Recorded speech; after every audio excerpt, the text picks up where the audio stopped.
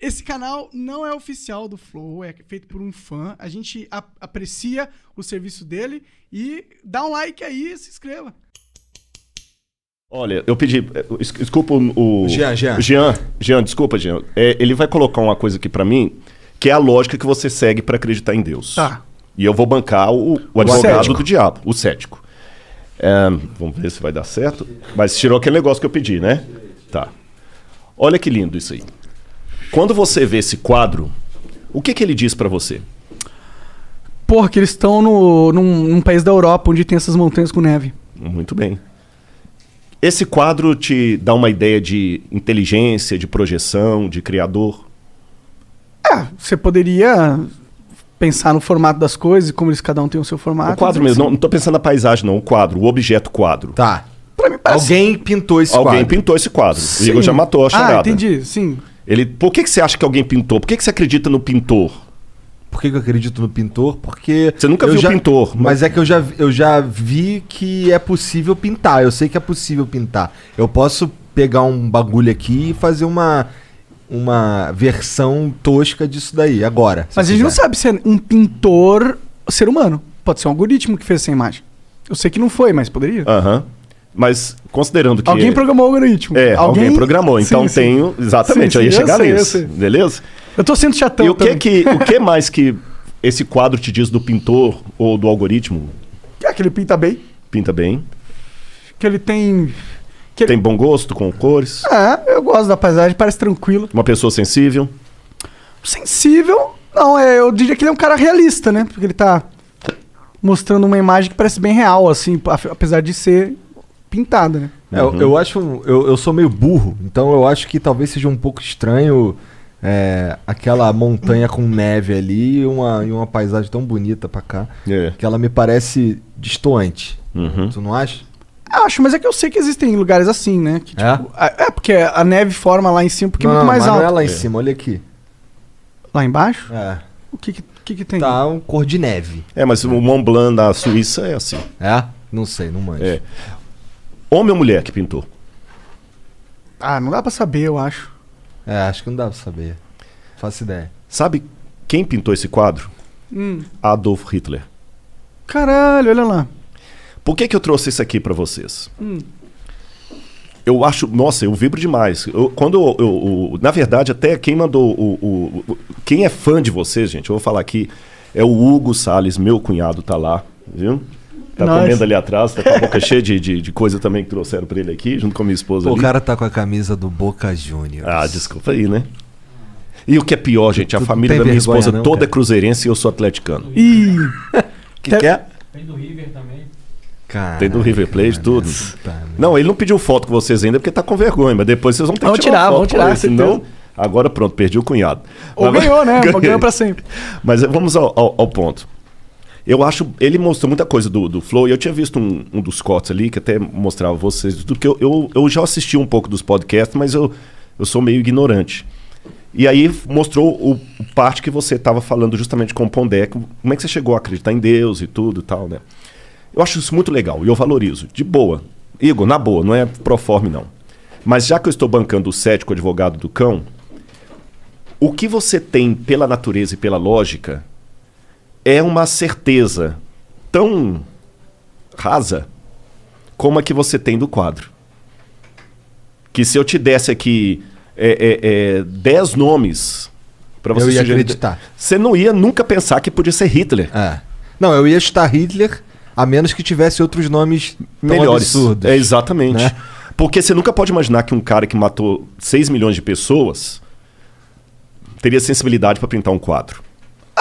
Eu consigo imaginar. Mas eu imagino que a maioria das pessoas não imaginam. Imaginaria. Eu entendo, concordo. Então, pegando a natureza pela natureza, a natureza, como esse quadro, ela me dá algumas certezas mais limitadas. Primeira certeza que a natureza me dá, como quadro, existe um pintor. Mesmo que foi através de um algoritmo, mas teve alguém. O quadro me dá essa certeza. As tintas não iriam sozinhas para a tela formar uma coisa lógica. Esse quadro tem design, ele tem lógica. Mas aí você não está sendo ceticão, você está sendo... Não, tô sendo ceticão, você vai entender. Agora que vai entrar o cético. Esse quadro me mostra design, ele mostra lógica, ele mostra que tem alguém que o pintou. Mas Quem me garante que esse alguém não é um Hitler? Porque o Hitler pintou esse quadro. Então, aí que vem ao lado do meu cético. Entendi. Essa sua certeza, o máximo que ela pode te dar é a ideia que existe um Deus. Sim. Vamos usar o nome Deus. Sim. Pode usar qualquer nome. Mas quem garante que esse cara não é um brincalhão cósmico que tá ferrando a gente aqui tudo? Bom, eu não tenho essa certeza. De verdade, eu não tenho. Uhum. É uma coisa de acreditar mesmo. O que me dá intuição é que aquilo que você estava falando, a realidade parece ser boa no sentido de tem muita merda, mas as coisas vão caminhando, vão melhorando. Tipo, parece que tem algo dentro dessa realidade que quer progredir, tá ligado? E isso é a evidência que eu uso para que eu não tenho uma imagem desse Deus que eu acho que exista, mas eu não tenho nenhuma certeza das características dele. Aí que tá o ponto. Agora você chegou no ponto. Sim. E aí que vem o meu testemunho agora de fé. Uhum. Eu, quando olho a natureza, ela me dá essa certeza. Não, tem que ter um design. Pá, o cara deve ter intenção, tudo. Tá. Só que ela não me responde se ele me ama. Ou se ele é um Hitler.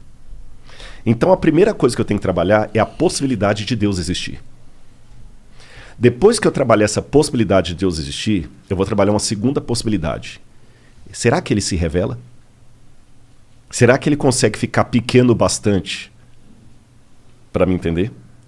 Aí que eu começo a buscar na história das religiões por que aquele livro chamado Bíblia Sagrada é realmente a palavra dele ou não. É lógico que em 30 segundos não dá para eu resumir para vocês por que eu cheguei à conclusão que a Bíblia é a palavra de Deus e o Bhagavad Gita não. Eu precisaria de mais tempo, mas vamos deixar o beneplácito que eu fiz pesquisas para isso. E eu cheguei à conclusão racional que a Bíblia é a palavra revelada de Deus. E essa palavra revelada de Deus, ela não me disse apenas informações sobre Deus. Ela me contou a história dele. E ao contar a história dele, aí vem todo aquele esquema que eu falei de Cristo na cruz, enviado e tudo, eu descobri a coisa mais linda que eu podia descobrir.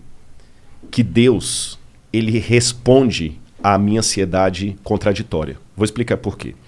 Se eu for pro lado do ateísmo, vamos abrir o jogo. O Fernando Pessoa dizia: o que é o ser humano senão um cadáver adiado que procria?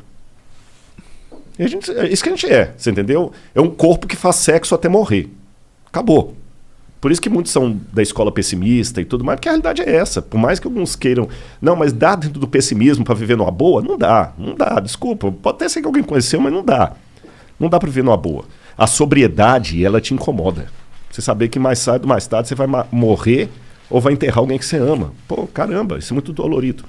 Por outro lado, se eu for pro lado do teísmo, que é chamado crer no Supremo, mas ficar só com o quadro não me diz se quem pintou foi uma freira que eu poderia levar para minha casa e que ia cuidar de mim se eu estivesse doente, ou se era um maníaco como o austríaco que matou 6 milhões de caras, porque os dois podem pintar quadro.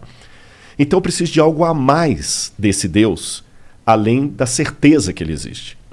E esse algo a mais, ele vem de uma coisa que o Karl Rahner, que é um teólogo formidável, católico, morreu nos anos 70, Karl Rahner chamava de transcendental, existencial transcendental. O que é isso? Santo Agostinho dizia, existe um vazio com forma de Deus no coração humano. E nós nascemos com essa projeção para o transcendente. Se tem uma oração que até um ateu sinceramente pode fazer, é a seguinte: Senhor, que tu existas. Porque se ele existir, cara, é a melhor coisa que eu tenho para falar aqui para vocês. Se Deus de fato existir do modo como a Bíblia o revela, ou como ele se revela na Bíblia para corrigir, então fica tranquilo que ainda que você esteja morto, você viverá. Você está entendendo? Agora, eu tenho uma dificuldade aqui. Porque se Deus criou o universo, ele tem que ser muito maior do que o universo. Veja, ele não pode nem pensar, nem raciocinar. Ele sabe. Ele não raciocina. Ele é. Ele é. Ele nem existe. Que existere significa algo extraído de algo. Ele é. Ele é muito... Eu não tenho nem como imaginar Deus. Você está entendendo? Qualquer coisa que eu falar dele, eu vou falar do que ele não é, porque o que ele é ninguém sabe. Eu preciso desse Deus supremo para fazer sentido com a criação do universo e tudo que eu estou falando com você. Senão ele vai ser Odin, vai ser o pai de Thor. Sim, ele vai ser um ser humano. Um ser humano deificado. Mas, por outro lado, ao mesmo tempo que eu preciso dessa imagem grandiosa de Deus, caramba, eu falei da minha depressão, acho que já está na hora de eu entrar nesse assunto. Há momentos em que você quer ser abraçado por Deus. Mas como é que você pode abraçar o transcendente? Como é que a eternidade pode caber no meu coração? Ele é tão grandioso. Aí eu descobri uma coisa. O Martinho Lutero dizia o seguinte: os homens usam máscara para esconder o rosto deles. Deus é tão grandioso que ele usa uma máscara para se revelar. Porque a maneira de Deus se mostrar é se escondendo. Então, de novo, vou contar outra historinha. Um camarada tinha um aquário com aqueles peixes com água salgada do mar. E toda hora que ele ia colocar a comida ali, os peixes fugiam dele. Mas que saco, eu gasto um dinheirão e tudo. Aí o colega falou: só tem um jeito desses peixes não fugirem, eles têm com medo, isso é muito grande para eles. Ele falou: qual que é o jeito? Ele falou assim: se você virar peixe e entrar aí dentro.